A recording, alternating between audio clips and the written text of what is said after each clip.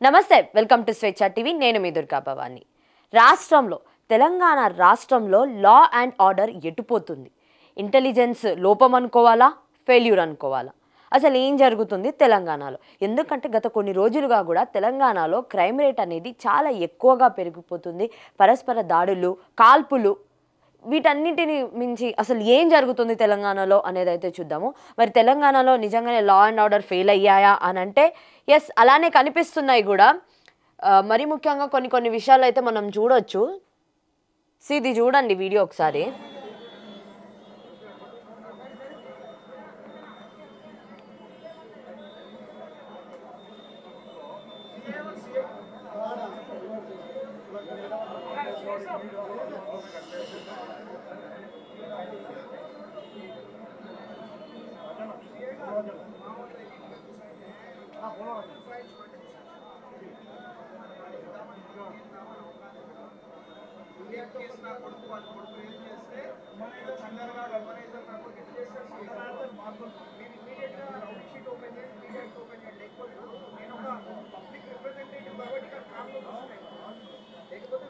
Right so ఈ video ఈ పరిస్థితి చూసి మనందరికీ తెలుసు మైనంపల్లి రోహిత్ మల్కాజ్గిరికి వెళ్ళడం జరిగింది అక్కడ ఎక్కడో జరిగిన గొడవని తీసుకొచ్చి మల్కాజ్గిరి దాకా తీసుకొచ్చి అక్కడ మనం చూడొచ్చు వెహికల్స్ సౌండ్స్ ఎంత వస్తుంది ఎంత డిస్టర్బెన్స్ దాదాపు అతను ఆపిన ట్రాఫిక్ వల్ల ఒక 2 అవర్స్ వరకు ఆ ఎఫెక్ట్ అనేది అక్కడ కనిపించింది ఆ ఏరియా మొత్తంలో కూడా 2 అవర్స్ వరకు కనిపించడము అదేవిధంగా సిఐకి కూడా చెప్తున్నారు ఏమేం పెట్టాలి ఏ యాక్ట్ల కింద పెట్టాలి ఏ చట్టాల కింద పెట్టాలి ఏ సెక్షన్ల కింద పెట్టాలి కేసులు అనే విషయం కూడా ఇక్కడ ఒక పబ్లిక్ రిప్రజెంటేటివ్ని నేను కామ్గా కూర్చున్నా అని అంట అరే నువ్వు కామ్గా కూర్చున్నావా నిజంగానే నువ్వు ఒక ఎమ్మెల్యేవి ఒక పబ్లిక్ రిప్రజెంటేటివ్ అయినా కూడా నిజంగా నువ్వు కామ్గా కూర్చున్నట్టుందా ఇది సిచ్యువేషన్ చూస్తే ఒకసారి చూడండి ఆ సిచ్యువేషన్ చూస్తే కామ్గా కూర్చున్నట్టు ఎక్కడ కూడా కనిపించలేదు అంటే ఒక డిస్ట్రాక్షన్ అనమాట మొత్తంగా కూడా ఆల్మోస్ట్ ఆ ఏరియా మొత్తం కూడా ఒక డిస్టర్బెన్స్ లాగా తయారైపోయింది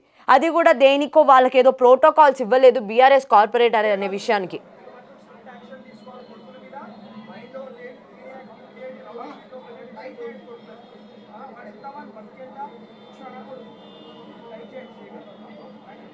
రైట్ ఇది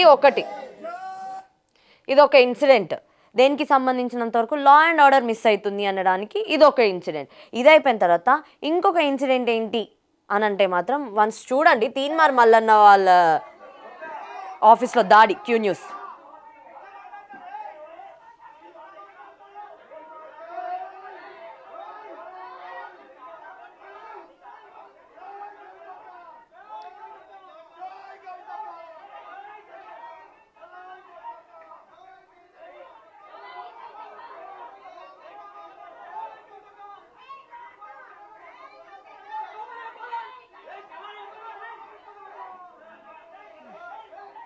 ఇది ఇంకొక దాడి న్యూస్ ఛానల్స్ మీద ఈ మధ్యకాలాలలో దాడులు చూస్తున్నాము గతంలో కూడా ఒక ఛానల్ మీద జరిగింది ఇప్పుడు ఇంకొక ఛానల్ క్యూ న్యూస్ ఛానల్ మీద కూడా జరిగింది ఒకవేళ నిజంగా ఆయన ఏదైనా మాట్లాడుంటే వెళ్ళి ఆయన మీద కంప్లైంట్లు ఇచ్చుకోవాలి కానీ ఇలా ఆఫీస్కి వెళ్ళి డైరెక్ట్గా అక్కడున్న వాళ్ళని కొట్టడం ఏంటి అక్కడున్న సిబ్బందిని కొట్టడం ఏంటి మళ్ళీ ఏమైనా మేము కొట్టలేదు మేము ఏం చేయలేదు మేము సైలెంట్గా వెళ్ళినాము మేము 3 మాత్రమే లోపలికి వెళ్ళినాము 4 మాత్రమే లోపలికి వెళ్ళినాము అంటున్నారు ఒకసారి చూడండి ఇక్కడ ఎంతమంది మనుషులు ఉన్నారు అంటే ఇది ఇంటెలిజెన్స్ లోపం అని అనుకోవాలి మనం ఏం చేస్తుంది మరి వ్యవస్థ అంతా కూడా ఏం చేస్తుంది మనకి ఇంతమంది ఆఫీసర్లు ఉన్నారు ఇంతమంది ఇంటెలిజెన్స్లు అంటాము ఆ తర్వాత వేరే వాళ్ళు ఉంటారు వేరే డిపార్ట్మెంట్లు ఉంటాయి కేటగిరీస్ ఉంటాయి ఏం చేస్తున్నారు లా అండ్ ఆర్డర్ని ఎలా ప్రొటెక్ట్ చేస్తున్నారు మీరు లా అండ్ ఆర్డర్ని ఎలా ప్రొటెక్ట్ చేస్తున్నారు ఇలా ప్రొటెక్ట్ చేస్తున్నారా అంటే ఇది ఒక లోపమే కదా ఇలాంటిదే కాకుండా రీసెంట్గా కూడా ఇంకొకటి చూపిస్తాను చూడండి మీరు హైదరాబాద్ పట్టపగలే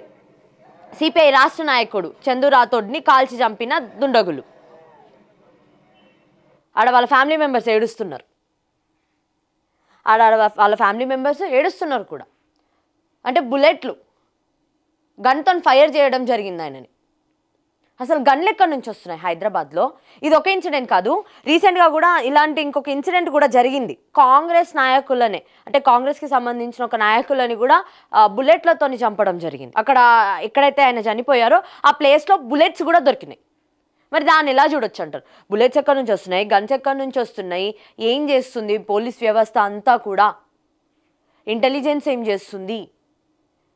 నిజంగానే ఒకవేళ గన్స్ ఉన్నాయని అంటే గన్స్ లైసెన్స్డా కాదా, ఇల్లీగల్గా సప్లై చేస్తున్నారా, ఎక్కడి నుంచి వస్తున్నాయి ఏంటి అని చూసుకోవాల్సిన బాధ్యతలు ఎవరివి, ఏ శాఖకు ఉన్నాయి? మరి ఆ శాఖ చూసుకుంటుందా అంటే ఏమో తెలీదు.